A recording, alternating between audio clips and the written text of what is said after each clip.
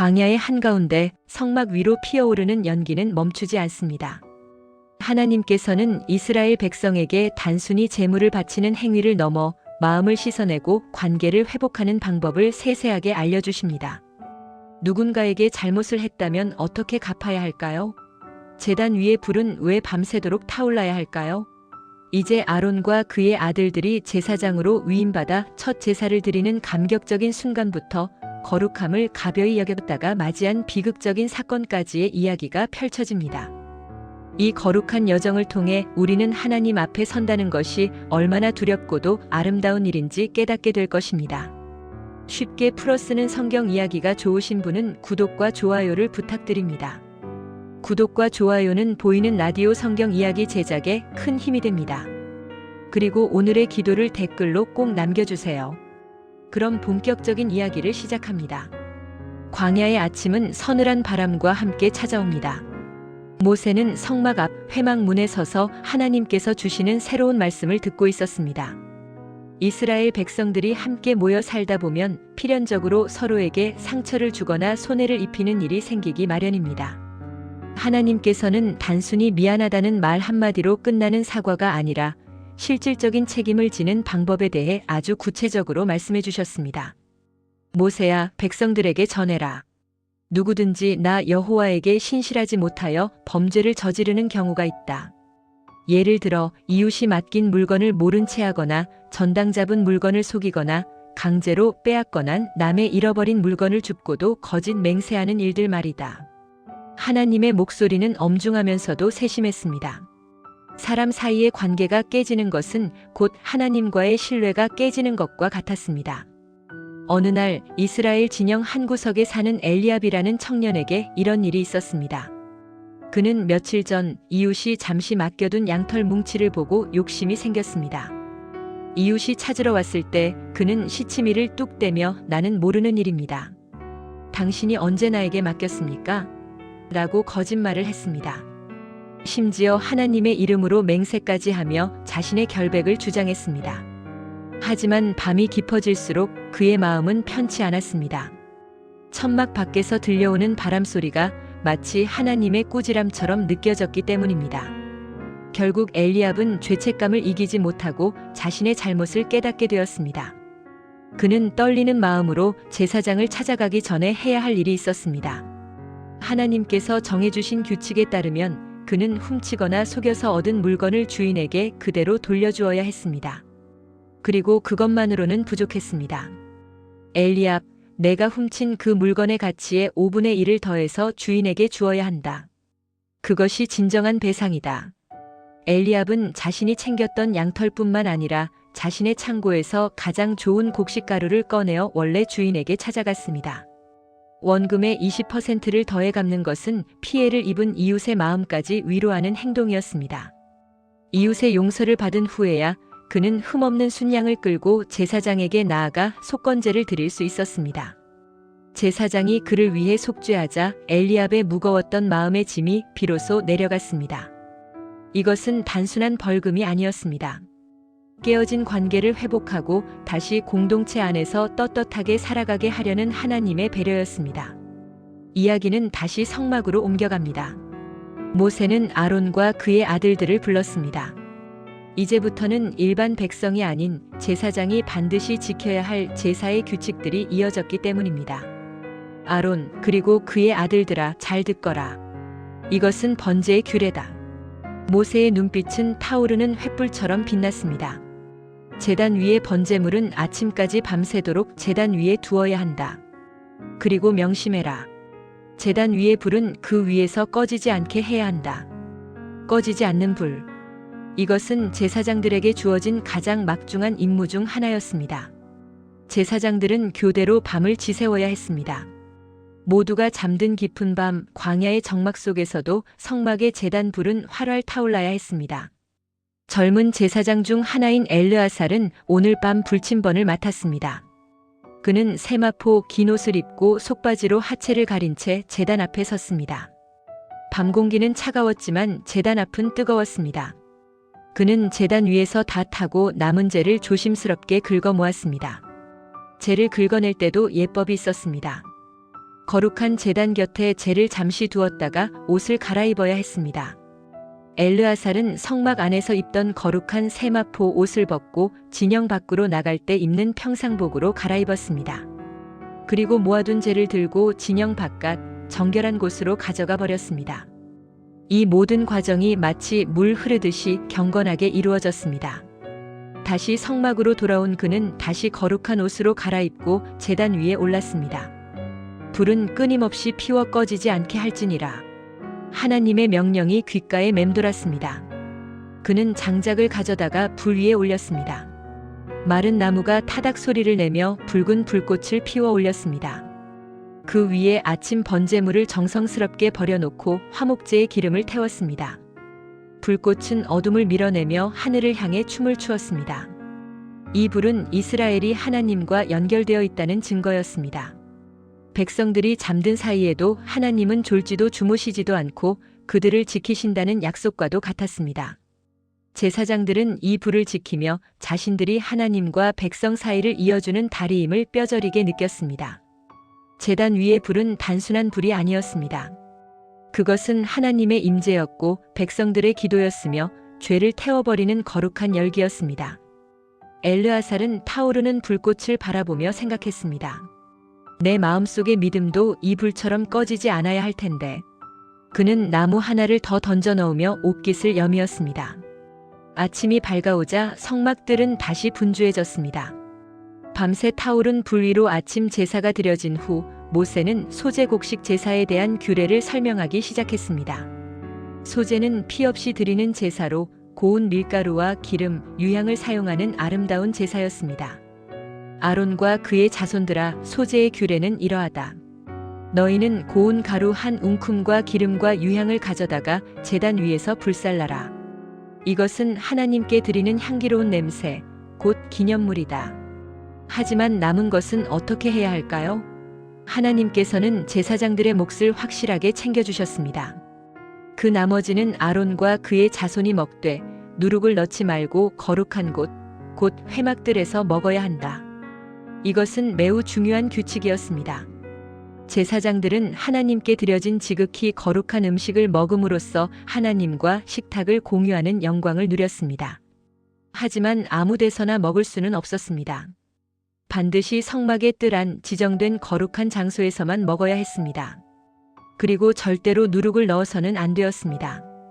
부풀리지 않은 순수한 빵, 그것은 죄와 부패가 없는 순결함을 상징했기 때문입니다.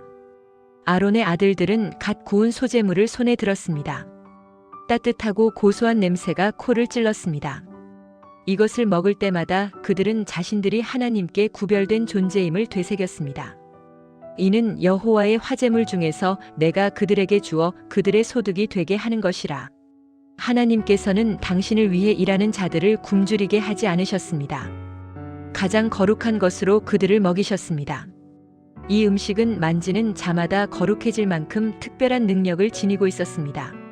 모세는 계속해서 제사장이 위임식을 받을 때 드려야 하는 소제에 대해서도 알려주었습니다. 아론과 그의 아들들이 기름 부음을 받는 날, 그들은 고운 가루 10분의 1 에바를 준비해야 했습니다.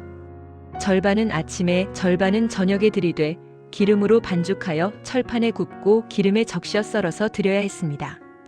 제사장을 위한 소제물은 온전히 불살라야 한다. 절대로 먹어서는 안 된다. 이 부분은 달랐습니다.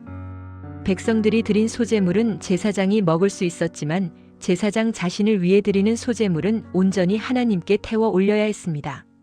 이는 제사장 역시 하나님 앞에서는 은혜가 필요한 죄인이며 자신의 것을 온전히 바쳐 헌신해야 함을 의미했습니다. 이어지는 말씀은 속죄제에 관한 것이었습니다.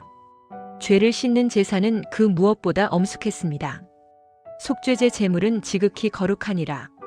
번제물을 잡는 곳에서 속죄제 제물을 잡아라. 제사장이 속죄 제물을 잡아 그 피를 제단 뿔에 바르고 나면 그 고기는 회막들에서 제사장이 먹어야 했습니다. 이것은 단순한 식사가 아니었습니다. 제사장이 죄인의 제물을 먹음으로써 그 죄를 담당하고 처리하는 거룩한 사역의 일부였습니다. 하지만 그 과정에서 조심해야 할 것이 있었습니다. 만약 제물의 피가 옷에 튀면 어떻게 해야 할까요? 그 피가 어떤 옷에든지 묻었으면 묻은 그것을 거룩한 곳에서 빨아야 한다. 피는 생명이며 속죄의 수단이기에 함부로 취급되어서는 안 되었습니다. 옷에 묻은 피조차도 아무 물에나 씻어 흘려보낼 수 없었습니다. 반드시 성막 안의 거룩한 곳에서 빨아야 했습니다. 또한 제물을 삶았던 그릇도 문제였습니다.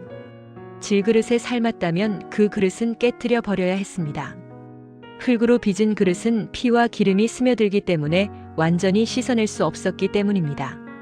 반면 녹그릇에 삶았다면 물로 깨끗이 씻어 다시 사용할 수 있었습니다. 이 모든 규칙들은 거룩함이 얼마나 철저하게 지켜져야 하는지를 보여주었습니다. 거룩한 것과 속된 것은 섞일 수 없었습니다. 마지막으로 모세는 단호하게 덧붙였습니다. 그러나 피를 가지고 회막에 들어가 성소에서 속죄하게 한 속죄제 제물의 고기는 먹지 못할지니 불사를 지니라. 대속죄일이나 제사장을 위한 속죄제처럼 그 피가 성소 내부까지 들어갔던 제물은 제사장이라도 먹을 수 없었습니다. 그것은 진영 밖으로 가져가 완전히 태워버려야 했습니다. 죄의 전가와 속죄의 범위에 따라 제물을 처리하는 방식이 정밀하게 달랐던 것입니다. 저녁이 되고 다시 성막들에는 제단 불빛만 남았습니다. 아론은 모세가 전해준 이 모든 규례들을 마음판에 새겼습니다. 속건제, 번제, 소제, 속죄제. 이 복잡해 보이는 절차들 속에 담긴 하나님의 마음은 하나였습니다. 그것은 당신의 백성과 함께하고 싶다는 사랑, 그리고 그들을 죄로부터 보호하고 거룩하게 지키고 싶다는 열정이었습니다. 타오르는 불꽃처럼 하나님의 사랑은 그들을 향해 뜨겁게 타오르고 있었습니다. 내일은 또 다른 제사가 그들을 기다리고 있을 것입니다. 제사장들은 옷깃을 여미며 꺼지지 않는 불 곁을 지켰습니다. 모세의 목소리는 계속해서 광야의 바람을 타고 흘렀습니다.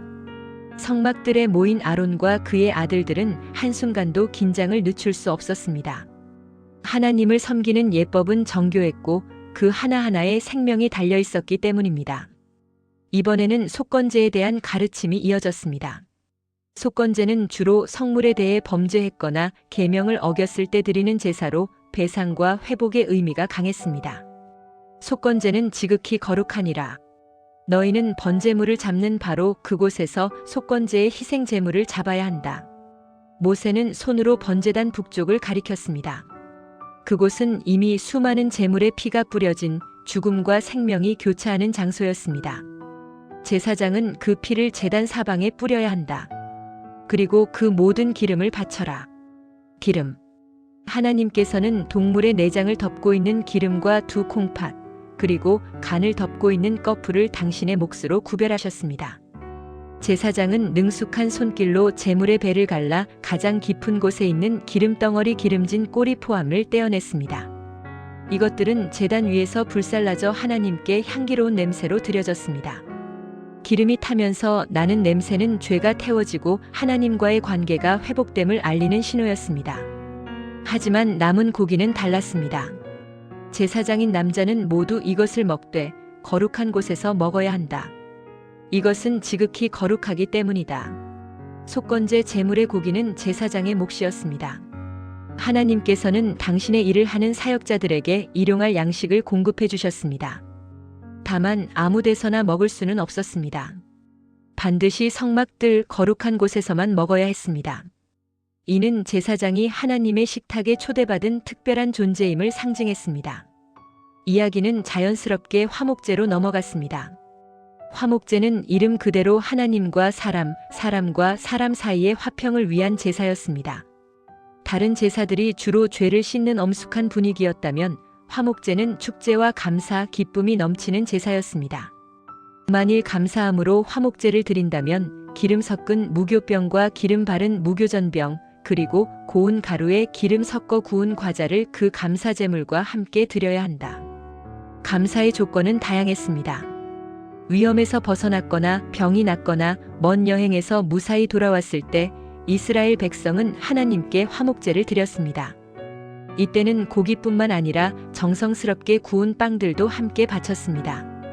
특이한 점은 유교병, 즉 누룩을 넣은 빵도 예물로 드릴 수 있었다는 것입니다.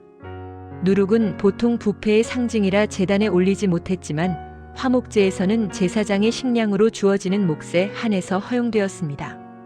이는 일상의 기쁨을 하나님 안에서 누린다는 의미였습니다. 하지만 화목제 고기를 먹는 데는 아주 중요한 시간 제한이 있었습니다. 감사함으로 드리는 화목제물의 고기는 드리는 그날에 먹어야 한다. 아침까지 조금이라도 남겨두지 말라. 이것은 일종의 나눔의 강제성이었습니다. 소나 양 한 마리를 잡으면 그 고기의 양은 엄청납니다. 제사장에게 줄 몫을 떼어내고도 한 가족이 하루 만에 다 먹기란 불가능했습니다. 결국 이웃을 부르고 가난한 자들을 초대해서 함께 나눠 먹어야만 했습니다.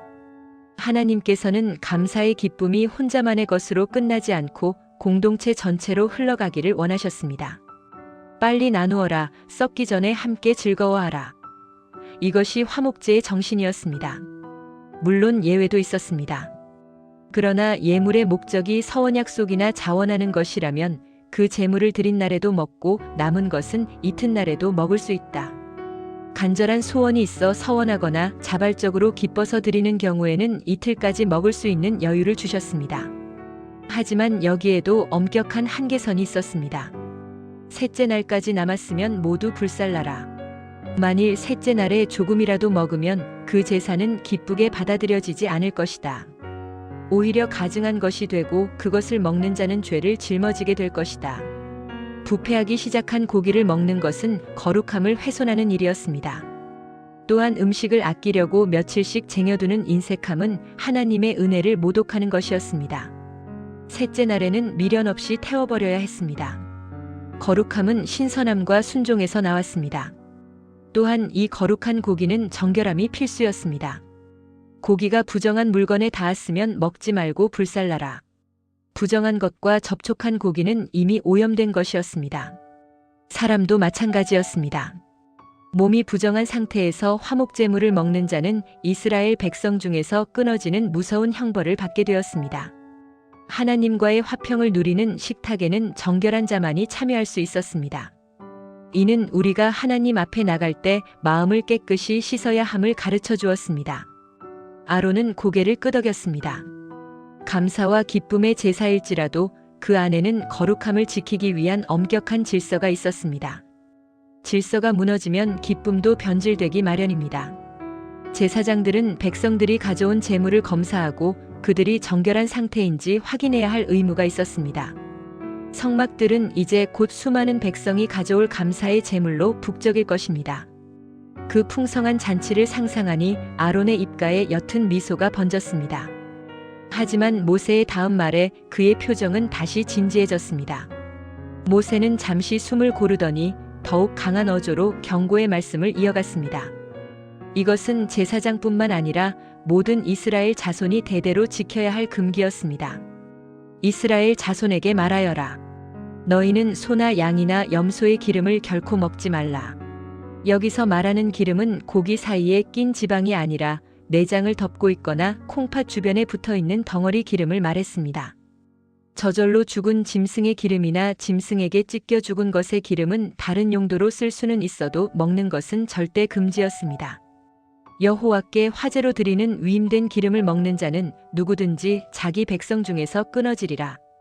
기름은 생명력을 유지하는 힘의 근원, 곧 가장 좋은 것으로 여겨졌습니다. 그래서 그것은 오직 하나님만의 몫이었습니다. 가장 좋은 부분을 하나님께 드린다는 태도, 그것이 바로 예배의 핵심이었습니다. 인간이 그 영역을 탐내는 것은 하나님의 영광을 가로채는 것과 같았습니다. 그리고 더 무서운 금기가 있었습니다. 바로 피였습니다. 너희가 사는 곳 어디서든지 새나 짐승의 피를 무슨 피든지 먹지 말라. 무슨 피든지 먹는 사람이 있으면 그 사람은 다 자기 백성 중에서 끊어지리라. 피는 생명이었습니다.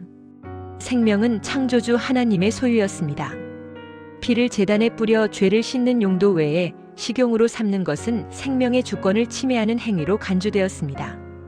광야의 척박한 환경 속에서도 이스라엘은 생명을 경외하는 법을 배워야 했습니다.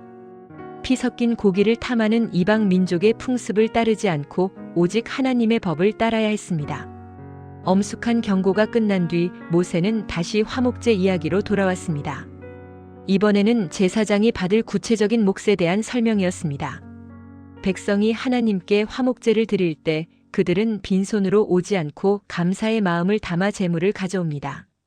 제물을 잡은 후 드리는 사람이 직접 해야 할 중요한 행동이 있었습니다. 여호와께 드리는 화목제물의 기름과 가슴을 가져오라. 제사장은 그 기름을 제단 위에서 불사를 것이며 그 가슴은 아론과 그의 자손의 몫이 될 것이다. 여기서 독특한 동작이 등장합니다. 바로 요제 웨이브 오퍼링입니다. 제사장은 제물의 가슴 부위를 받아들고 하나님 앞에서 앞뒤로 흔들었습니다. 마치 하나님, 이 제물을 보십시오.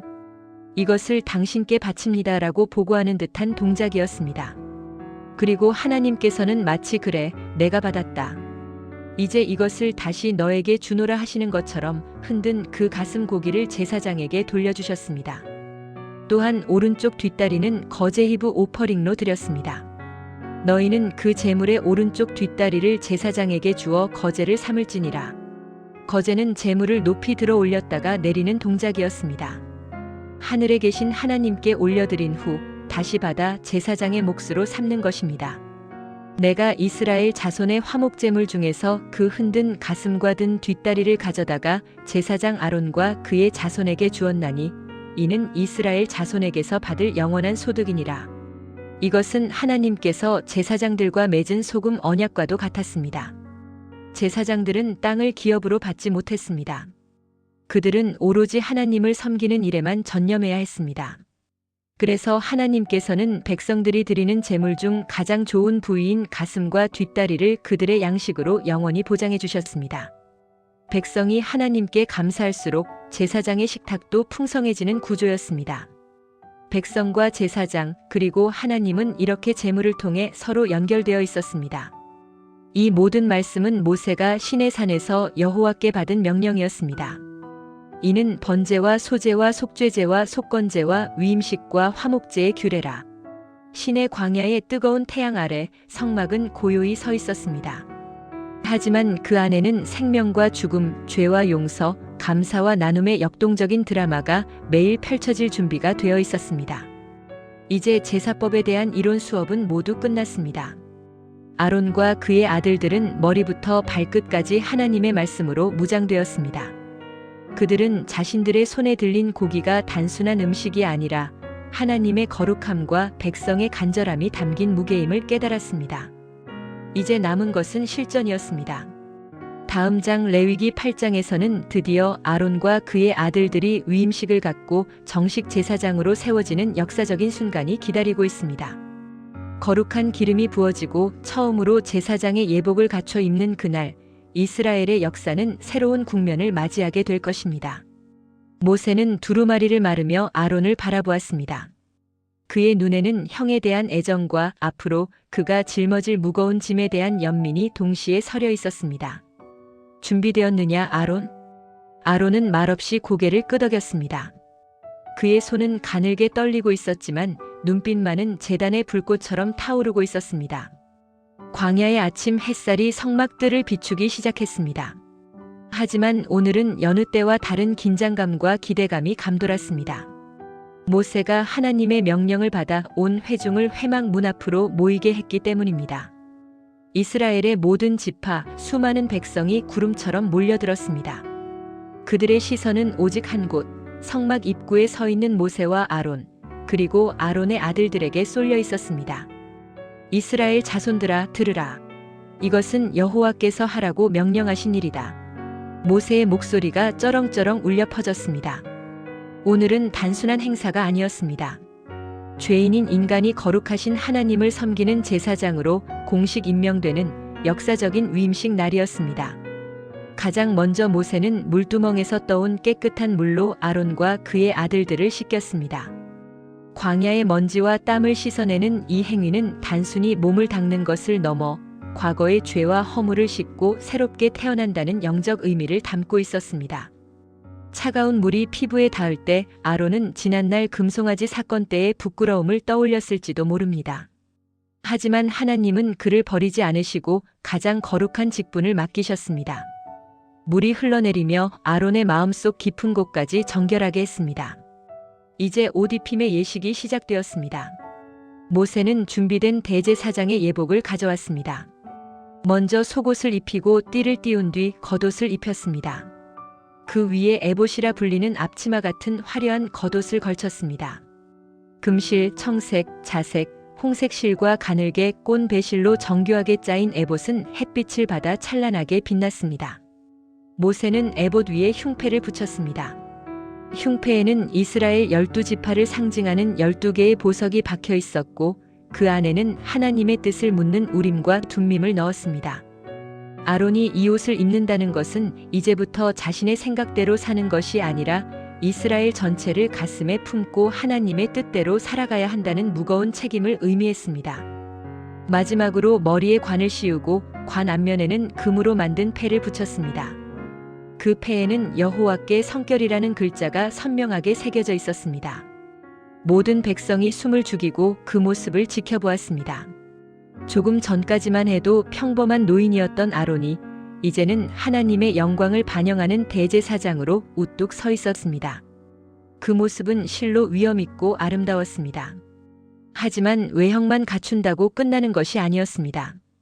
진정한 거룩함은 하나님의 기름 부으심에서 옵니다. 모세는 거룩한 관유ANOINTING 오일을 가져왔습니다. 몰약과 육개, 창포 등의 향료를 섞어 만든 이 기름에서는 그윽하고 신비로운 향기가 났습니다. 모세는 먼저 성막과 그 안에 있는 기구들, 제단과 물두멍에 기름을 뿌려 그것들을 거룩하게 구별했습니다. 그리고 마침내 모세는 관유를 아론의 머리에 부었습니다.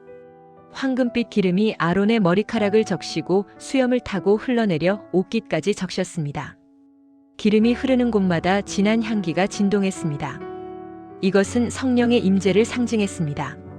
인간의 능력으로는 결코 이 직분을 감당할 수 없기에 하나님께서 친히 기름 부으셔서 능력을 주시겠다는 약속이었습니다.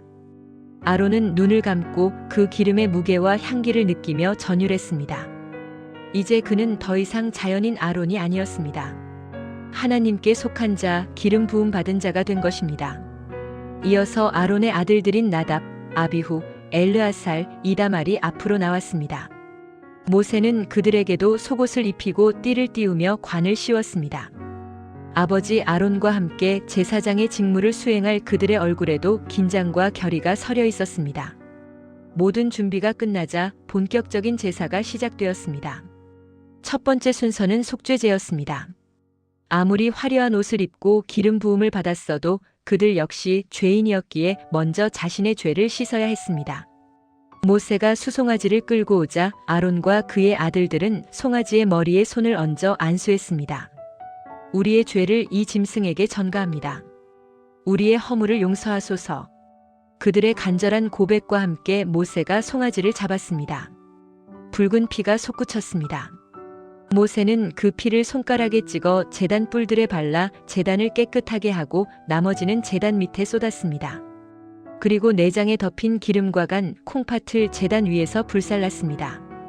특이한 점은 고기와 가죽, 똥은 진영 밖으로 가져가 불살랐다는 것입니다. 이것은 제사장을 위한 속죄제였기에 제사장 자신들이 그 고기를 먹을 수 없었기 때문입니다. 죄는 진영 밖으로 완전히 제거되어야 했습니다. 타오르는 불꽃 속에서 아론과 아들들의 죄도 함께 사라졌습니다. 다음은 번제였습니다. 순양 한 마리를 가져다가 다시 안수하고 잡았습니다.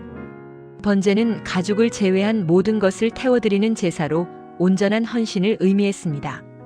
모세는 피를 제단 사방에 뿌리고 각을 뜬 고기와 머리, 기름을 제단 위 불 위에 올려놓았습니다. 내장과 정강이는 물로 씻어 올렸습니다. 치익 하는 소리와 함께 연기가 피어올랐습니다. 고기 타는 냄새가 진동했지만 그것은 하나님께서 기쁘게 받으시는 향기로운 냄새였습니다. 아론은 타오르는 번제물을 바라보며 다짐했습니다. 이 양처럼 나 자신을 온전히 태워 하나님께 바치겠습니다. 남김없이 아낌없이.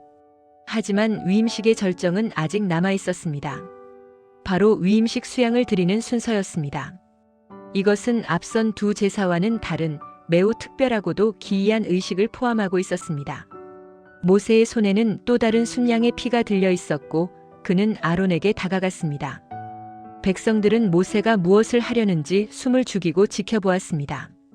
모세는 피가 담긴 그릇을 들고 아론 앞에 섰습니다. 그리고 손가락에 붉은 피를 묻혀 아론의 몸 세 군데에 발랐습니다. 첫 번째는 오른쪽 귓불이었습니다. 차가운 피가 귓볼에 닿는 순간 아론은 움찔했습니다. 이제 너의 귀는 세상의 소리가 아닌 오직 하나님의 말씀만을 들어야 한다. 피는 구별을 의미했습니다. 제사장의 귀는 백성들의 불평이나 유혹의 말에 귀 기울이지 않고 하나님의 미세한 음성을 청종해야 한다는 뜻이었습니다. 두 번째는 오른쪽 엄지손가락이었습니다.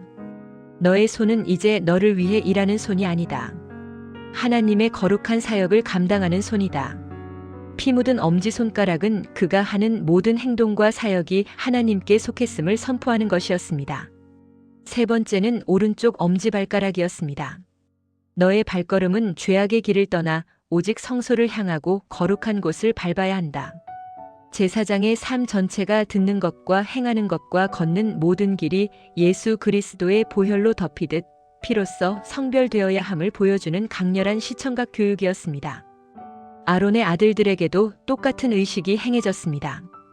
그들의 오른쪽 귀, 엄지손가락, 엄지발가락에도 붉은 피가 발라졌습니다. 젊은 제사장들은 자신의 몸에 새겨진 이 붉은 표식을 평생 잊지 못할 것입니다. 그것은 훈장인 동시에 죽을 때까지 지켜야 할 거룩한 멍에였습니다. 모세는 위임식 수양의 기름과 꼬리, 내장에 덮인 기름, 그리고 오른쪽 뒷다리를 취했습니다. 그리고 여호와 앞에 있는 무교병 광주리에서 무교병 1개와 기름 섞은 과자 1개, 전병 1개를 가져다가 그 기름 위에 놓았습니다. 이 모든 것을 아론의 손과 그 아들들의 손에 쥐어주었습니다. 그들의 손은 제물로 가득 찼습니다. 위임하다라는 히브리어 단어는 문자적으로 손을 가득 채우다라는 뜻입니다. 하나님께서는 빈손으로 나온 그들의 손에 가장 귀한 것들을 가득 채워주셨습니다. 이제 그것을 여호와 앞에 흔들어 요제를 삼으라. 아론과 아들들은 제물이 가득한 손을 앞뒤로 흔들었습니다. 무거운 고기와 빵을 들고 흔드는 그들의 이마에 땀이 맺혔습니다. 이것은 하나님께 드렸다가 다시 선물로 받는 감사의 몸짓이었습니다. 모세는 그들의 손에서 그 제물을 다시 받아 제단 위 번제물 위에 놓고 불살랐습니다. 이것은 하나님께 드리는 향기로운 냄새였습니다. 모세는 또한 위임식 수양의 가슴을 가져다가 여호와 앞에 흔들어 요제로 삼았습니다. 이것은 중보자로서 모세의 몫이 되었습니다. 마지막으로 가장 중요한 의식이 남았습니다. 모세는 제단 위에 있는 관유와 피를 섞어 가져왔습니다. 그리고 그것을 아론과 그의 옷, 그의 아들들과 그들의 옷에 뿌렸습니다. 후두둑. 기름과 피가 섞인 액체가 그들의 화려한 예복 위에 흩뿌려졌습니다. 아름다운 보석이 박힌 흉패 위에도 하얀 세마포 옷 위에도 붉고 누런 얼룩이 졌습니다. 인간적인 눈으로 보면 옷을 더럽히는 것 같았지만 영적인 눈으로는 이것이야말로 거룩함의 완성이었습니다. 피 희생과 기름 성령이 덮일 때 비로소 그들은 온전히 거룩해졌기 때문입니다. 모든 제사가 끝난 후 모세는 엄중한 지시를 내렸습니다. 너희는 회막문에서 이 고기를 삶아 위임식 광주리 안에 떡과 함께 거기서 먹어라. 그리고 남은 고기와 떡은 불살라라. 이 식사는 하나님과의 언약이 체결되었음을 확증하는 친교의 식사였습니다. 그들은 성막들 하나님이 임재하시는 바로 그곳에서 음식을 먹으며 감사와 기쁨을 나누었습니다. 그리고 너희는 7일 동안 밤낮으로 회막문에 머물며 밖으로 나가지 말라. 위임식은 이래 동안 계속된다. 7일. 일주일이라는 시간은 완전함을 상징했습니다. 그들은 7일 내내 성막을 떠날 수 없었습니다. 세상과 완전히 단절된 채 오직 하나님과 함께 머물며 제사장의 직분을 익혀야 했습니다. 여호와의 명령을 지키라. 그리하면 사망을 면하리라. 사망을 면하리라. 이 말은 섬뜩하면서도 비장했습니다. 거룩함은 생명과 직결된 문제였습니다. 조금이라도 소홀히 하거나 제멋대로 행하면 죽음을 면치 못한다는 경고였습니다. 아론과 그의 아들들은 깊이 고개를 숙였습니다. 그날 밤부터 7일간의 합숙이 시작되었습니다. 성막 밖은 칠흑 같은 어둠이었지만 성막 안은 등잔불과 제단불로 환했습니다. 아론은 아들들과 함께 회막문에 앉아 밤하늘을 올려다보았습니다. 귓가에는 아직도 피가 마르지 않은 느낌이 들었고 옷에서는 기름과 피 냄새, 그리고 고기 삶은 냄새가 섞여 묘한 향취를 풍겼습니다. 그들은 7일 동안 서로를 격려하고 때로는 졸음을 쫓아가며 자리를 지켰습니다. 매일 반복되는 제사를 통해 그들의 손은 점차 능숙해졌고 마음은 더욱 단단해졌습니다. 백성들은 멀리서 성막을 바라보며 자신들을 대신해 하나님 앞에 서 있는 제사장들을 위해 기도했습니다. 이 7일은 단순한 기다림이 아니었습니다. 죄인인 인간이 거룩한 하나님을 모시는 존재로 변화되는 용광로와 같은 시간이었습니다. 아론과 그의 아들들은 그렇게 묵묵히 모세가 전한 여호와의 모든 명령을 준행했습니다. 이제 7일이 지나고 8일째가 되면 그들은 백성들을 위해 처음으로 자신들의 손으로 제사를 집례하게 될 것입니다. 그리고 그날 하나님의 영광이 온 백성에게 나타날 것이라는 약속이 그들을 기다리고 있었습니다.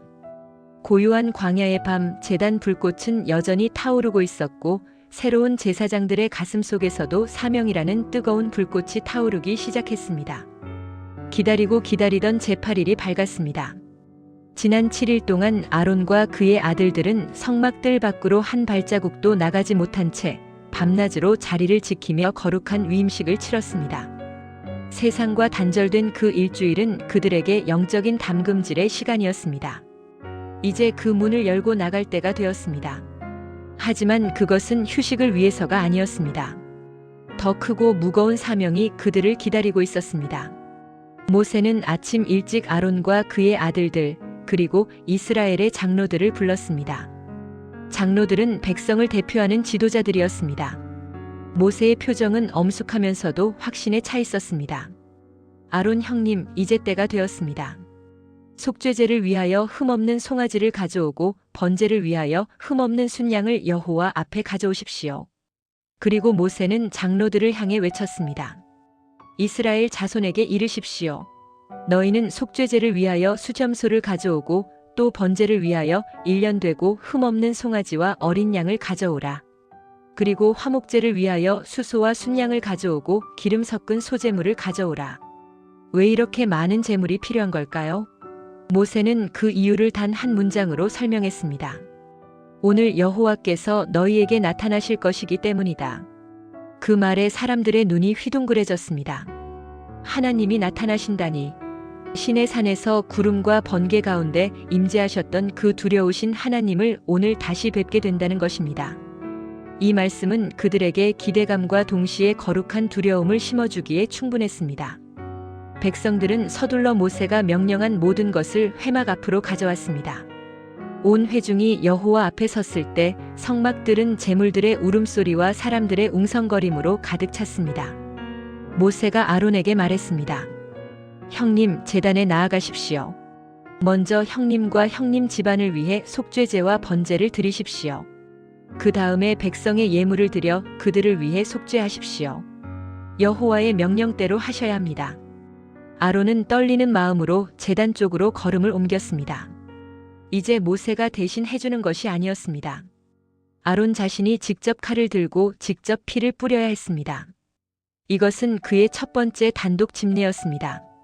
아론은 먼저 자신을 위한 속죄제 송아지를 잡았습니다. 날카로운 칼이 송아지의 목을 베자 붉은 피가 솟구쳤습니다. 아론의 아들들이 그 피를 그릇에 담아 아버지에게 가져왔습니다.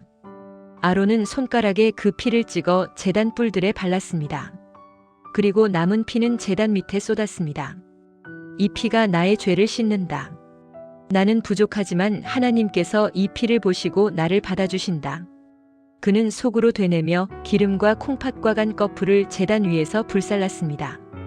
고기와 가죽은 진영 밖으로 가져가 불살랐습니다. 자신의 죄를 씻은 아론은 이제 번제물을 잡았습니다. 이번에도 아들들이 피를 가져와 주니 아론이 제단 사방에 뿌렸습니다.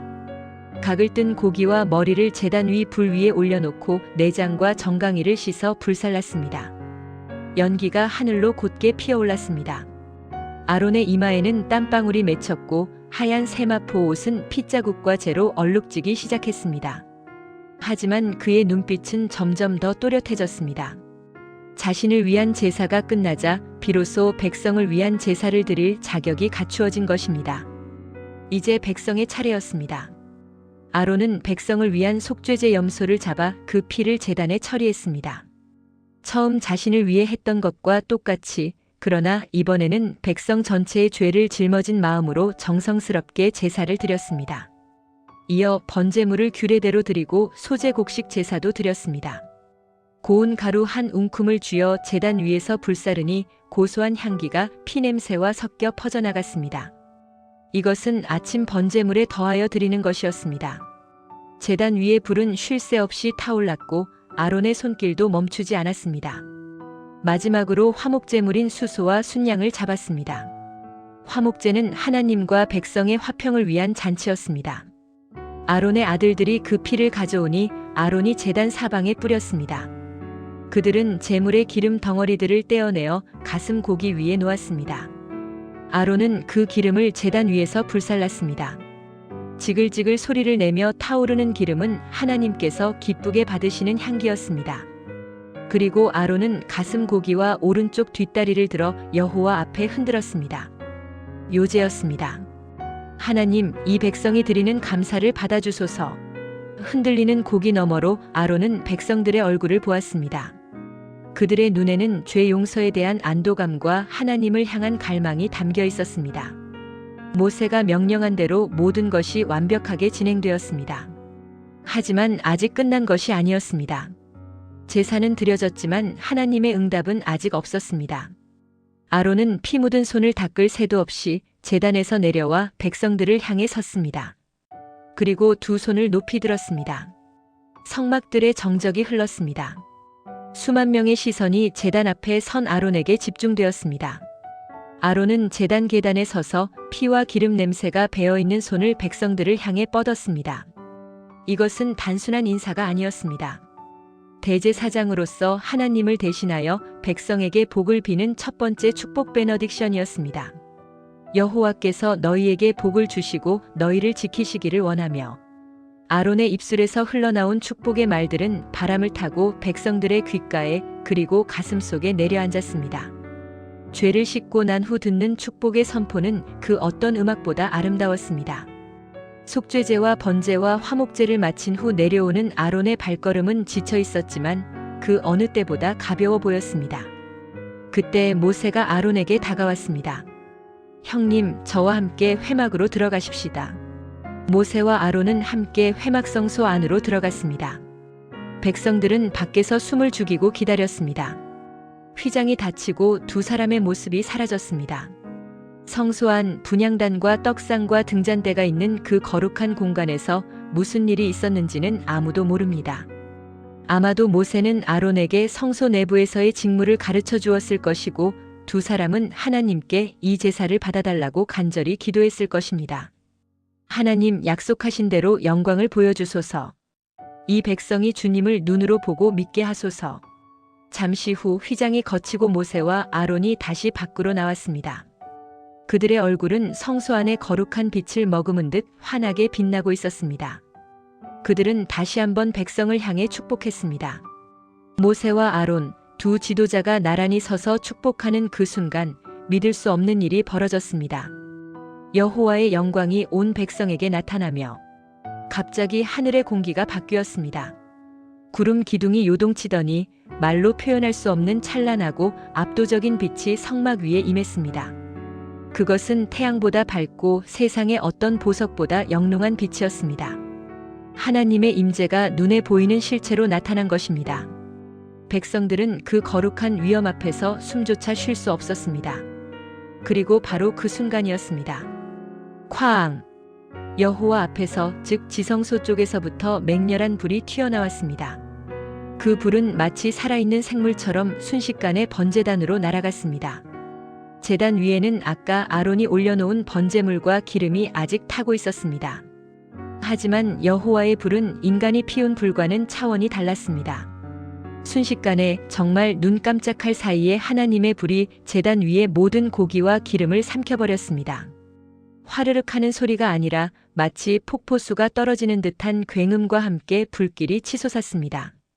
제단 위의 제물은 흔적도 없이 사라지고 오직 하나님의 거룩한 불꽃만이 제단 위에서 춤을 추었습니다.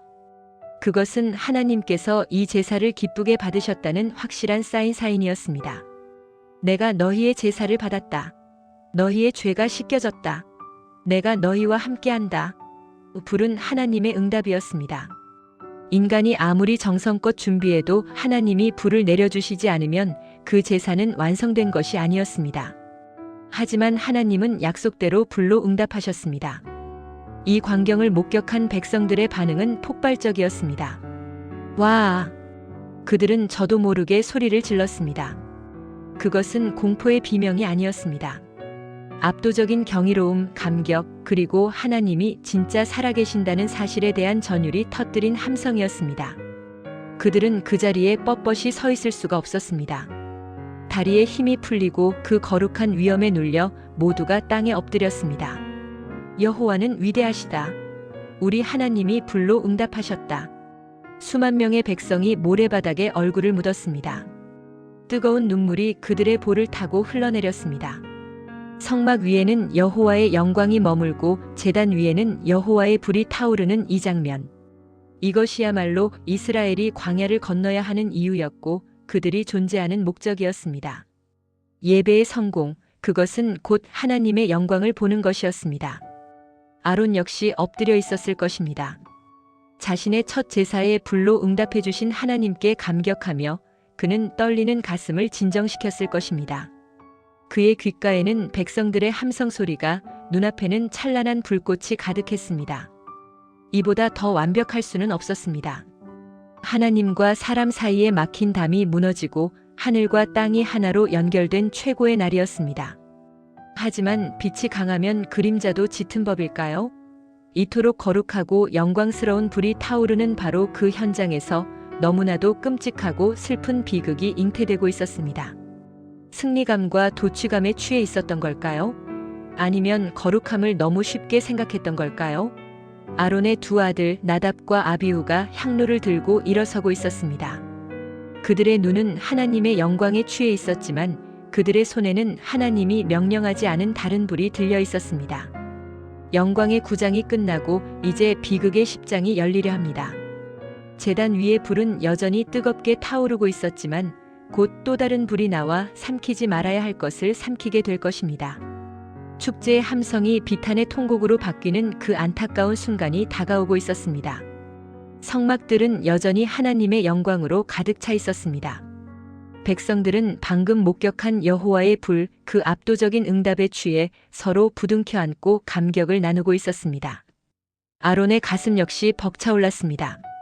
자신의 첫 제사가 성공적으로 드려졌고 하나님께서 이스라엘을 받아주셨다는 사실에 안도감이 밀려왔습니다. 하지만 그 환희의 정점에서 누구도 예상치 못한 비극의 그림자가 드리워지고 있었습니다.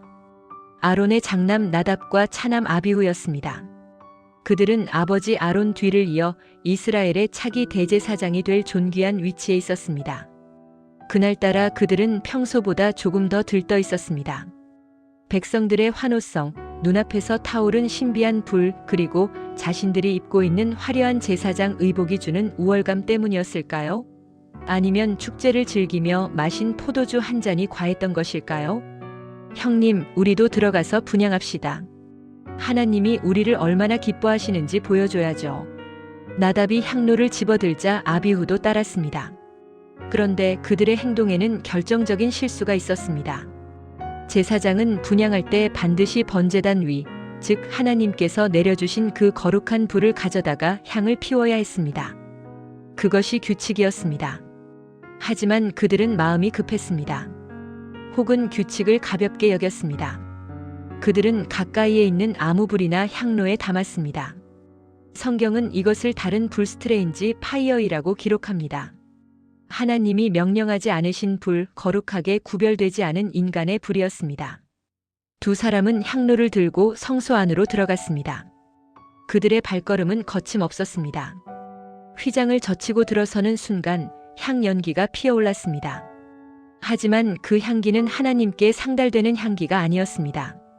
불순종의 매캐한 냄새였습니다. 쾅! 조금 전 제단 위에 제물을 태웠던 것과 똑같은, 아니 그보다 더 맹렬한 불이 여호와 앞에서 뿜어져 나왔습니다. 지성소의 휘장을 뚫고 나온 그 불은 순식간에 나답과 아비후를 덮쳤습니다. 아, 비명조차 짧았습니다. 여호와의 불은 그들의 몸을 태우지 않았습니다. 옷도 태우지 않았습니다. 그러나 그들의 생명을 순식간에 거두어 갔습니다. 그들은 손에 향로를 든 채 성소 바닥에 쓰러졌습니다. 그 죽음은 너무나 갑작스럽고 너무나 초자연적이었습니다. 밖에서 기다리던 사람들은 둔탁한 소리에 놀라 웅성거렸습니다. 모세가 급히 들어갔고 뒤이어 아론이 들어갔습니다. 아론의 눈앞에 펼쳐진 광경은 참혹했습니다. 금방이라도 일어나 아버지 라고 부를 것 같은 두 아들이 차가운 주검이 되어 쓰러져 있었습니다. 아론은 비명을 지르며 아들들에게 달려가려 했습니다. 아비로서 당연한 본능이었습니다. 옷을 찢고 흙먼지를 뒤집어쓰며 통곡하고 싶었습니다. 하지만 그때 모세가 아론을 가로막았습니다. 모세의 얼굴은 창백했지만 눈빛은 서리빨처럼 차가웠습니다. 아론 형님, 멈추시오. 모세는 떨리는 목소리로 하나님의 말씀을 대언했습니다. 이는 여호와의 말씀이라. 이르시기를 나는 나를 가까이 하는 자 중에서 내 거룩함을 나타내겠고 온 백성 앞에서 내 영광을 나타내리라 하셨느니라.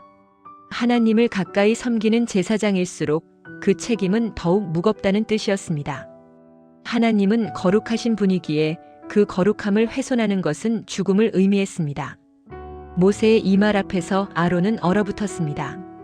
아론이 잠잠하니. 성경은 이 순간을 짧지만 강렬하게 묘사합니다. 아론은 입을 다물었습니다. 터져나오는 울음을 삼키고 찢어지는 가슴을 억누르며 침묵했습니다. 그것은 단순한 충격 때문이 아니었습니다. 하나님의 거룩한 심판 앞에 인간이 할 수 있는 말은 아무것도 없음을 깨달았기 때문입니다. 그는 대제사장이었습니다. 개인의 슬픔보다 하나님의 거룩함이 우선되어야 하는 자리였습니다. 아론의 침묵은 그가 드릴 수 있는 가장 고통스럽고도 가장 거룩한 예배였습니다. 모세는 아론의 사촌들인 미사엘과 엘사반을 불렀습니다. 나와서 너희 형제들을 성소 앞에서 진영 밖으로 메고 나가라. 그들은 두려움에 떨며 들어와 죽은 자들의 옷을 잡고 그들을 진영 밖으로 옮겼습니다. 질질 끌려가는 시신의 모습에 백성들은 공포에 질려 숨을 죽였습니다. 조금 전의 축제 분위기는 온데간데없고 죽음의 정적이 진영을 뒤덮었습니다. 모세는 아론과 남은 두 아들 엘르아살과 이다말에게 더욱 가혹한 명령을 내렸습니다. 너희는 머리를 풀거나 옷을 찢지 말라. 그리하여 너희가 죽음을 면하고 여호와의 진노가 온 회중에게 미침을 면하게 하라. 오직 너희 형제 이스라엘 온 족속만이 이 불타 죽은 자들을 인하여 슬퍼할 것이니라. 제사장은 머리에 관유를 바른 자들입니다. 그들은 하나님을 대표하는 공적인 신분이기에 사적인 슬픔으로 제사를 중단하거나 거룩한 예복을 찢어서는 안 되었습니다. 만약 그들이 슬픔에 빠져 직무를 벌이면 하나님은 이스라엘 전체를 벌하실 수도 있었습니다. 백성들은 울 수 있었지만 상주가 되어야 할 아버지와 형제들은 울 수 없었습니다. 눈물조차 허락되지 않는 자리, 그것이 제사장의 무게였습니다. 너희는 회막 문 밖으로 나가지 말라. 나가면 죽으리라. 여호와의 관유가 너희에게 있음이니라. 아론과 남은 아들들은 입술을 깨물며 그 명령을 따랐습니다. 시신이 멀어지는 것을 보면서도 그들은 성막 문지방을 넘지 않았습니다. 그때 하나님께서 아론에게 직접 말씀하셨습니다. 모세를 통하지 않고 직접 말씀하신 것은 매우 드문 일이었습니다. 그만큼 이 명령이 중요하고 또 아론을 위로하시려는 뜻이었을지도 모릅니다. 나 여호와가 말하노라. 너와 내 자손들이 회막에 들어갈 때에는 포도주나 독주를 마시지 말라. 그리하여 너희 죽음을 면하라. 이 말씀을 통해 우리는 나답과 아비후의 실수가 술과 관련이 있었음을 짐작할 수 있습니다. 술은 판단력을 흐리게 합니다. 하나님은 계속해서 말씀하셨습니다. 너희가 그리하여야 거룩하고 속된 것을 분별하며 부정하고 정한 것을 분별하고 또 나 여호와가 모세를 통하여 모든 규례를 이스라엘 자손에게 가르치리라. 제사장의 핵심 임무는 분별과 가르침이었습니다. 술에 취해 몽롱한 상태로는 거룩한 것과 속된 것을 구별할 수 없습니다. 아론은 하나님의 음성을 들으며 마음을 다잡았습니다.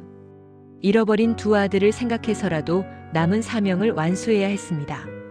그는 눈물을 닦는 대신 다시 거룩한 예복의 띠를 졸라맸습니다. 비극이 휩쓸고 지나간 후에도 제사는 계속되어야 했습니다. 아직 처리해야 할 제물들이 남아있었기 때문입니다. 모세는 남은 아들 엘르아살과 이다말에게 지시했습니다. 여호와께 드린 화제물 중 소재에 남은 것은 지극히 거룩하니 너희는 그것을 취하여 누룩을 넣지 말고 제단 곁에서 먹어라. 그리고 흔든 가슴과 들어올린 뒷다리는 너와 내 자녀가 너희의 정결한 곳에서 먹어라. 슬픔 속에서도 밥을 먹어야 하는 것, 그것이 산자의 의무이자 제사장의 몫이었습니다. 엘르아살과 이다말은 묵묵히 소제물을 먹었습니다. 모세의 감시는 철저했습니다.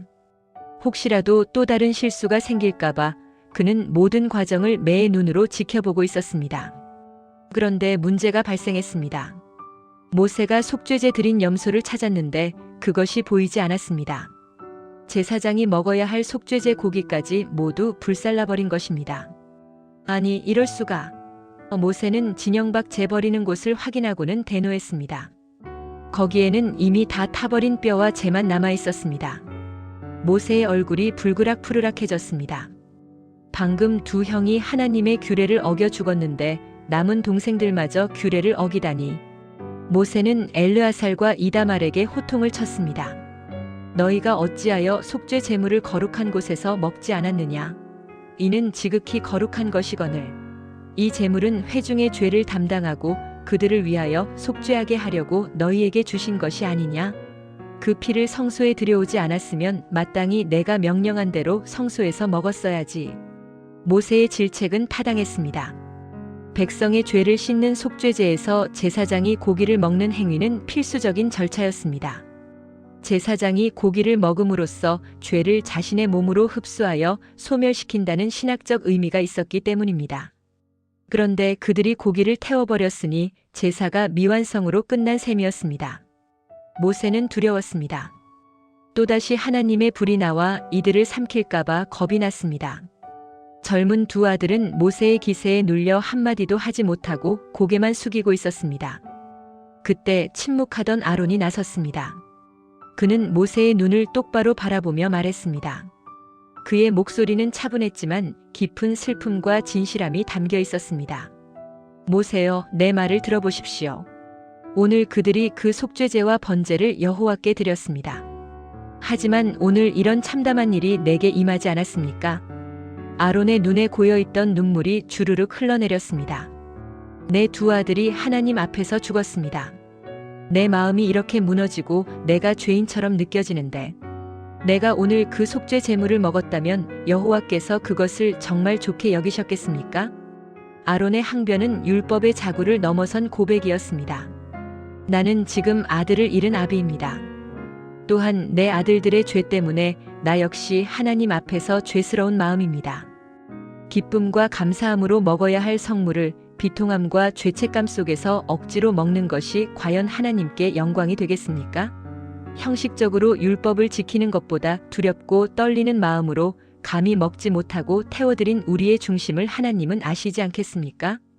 아론은 율법을 어기려고 한 것이 아니었습니다. 오히려 하나님의 거룩함을 너무나 두려워했기에 감히 그 음식을 입에 댈 수 없었던 것입니다. 그는 자신을 죄를 담당할 자격이 없는 상태로 여겼던 것입니다. 모세는 아론의 말을 듣고 멈칫했습니다. 그의 분노가 순식간에 사그라들었습니다. 모세는 율법의 전달자였지만 아론은 율법을 수행하는 제사장이자 인간이었습니다. 모세는 아론의 말 속에 담긴 깊은 경외심과 진정성을 보았습니다. 하나님은 기계적인 순종보다 상한 심령과 진실한 태도를 원하신다는 것을 깨달았습니다. 성경은 이렇게 기록합니다. 모세가 그 말을 듣고 좋게 여겼더라. 레위기 1020. 모세는 고개를 끄덕였습니다. 그리고 아론의 어깨에 손을 얹었습니다. 위로의 눈빛이 오고 갔습니다. 다행히 하나님께서도 더 이상 진노하지 않으셨습니다. 아론의 판단을, 그 중심을 하나님께서도 받으신 것입니다. 이 사건은 이스라엘 백성에게 그리고 훗날의 우리에게 중요한 교훈을 남겼습니다. 거룩함은 두려운 것이지만 동시에 하나님은 우리의 중심을 보시는 인격적인 분이라는 사실입니다. 나답과 아비후는 교만함으로 율법을 가볍게 여겨 죽임을 당했지만 아론과 남은 아들들은 경외함으로 율법의 문자보다 정신을 따랐기에 생명을 얻었습니다. 해가 저물고 있었습니다. 이스라엘 진영에는 무거운 어둠이 깔렸지만 성막의 등잔불은 여전히 환하게 타오르고 있었습니다. 아론은 텅 빈 두 자리를 바라보며 남은 두 아들 엘르아살과 이다말을 품에 안았습니다. 이제 이 세 사람이 이스라엘의 거룩함을 책임져야 했습니다. 그들의 어깨는 무거웠지만 그만큼 그들의 믿음은 단단해져 있었습니다. 불로 시작해 불로 끝난 하루. 그 불은 심판의 불이기도 했고 연단의 불이기도 했습니다. 아론은 다시 제단 앞에 섰습니다. 그리고 다짐했습니다. 이 거룩한 불을 생명이 다하는 날까지 꺼뜨리지 않겠다고. 오직 하나님이 명하신 불만을 타오르게 하겠다고. 레위기 10장의 밤은 그렇게 깊어갔습니다. 이것은 끝이 아니라 거룩한 백성으로 살아가기 위한 더 깊은 여정의 시작이었습니다.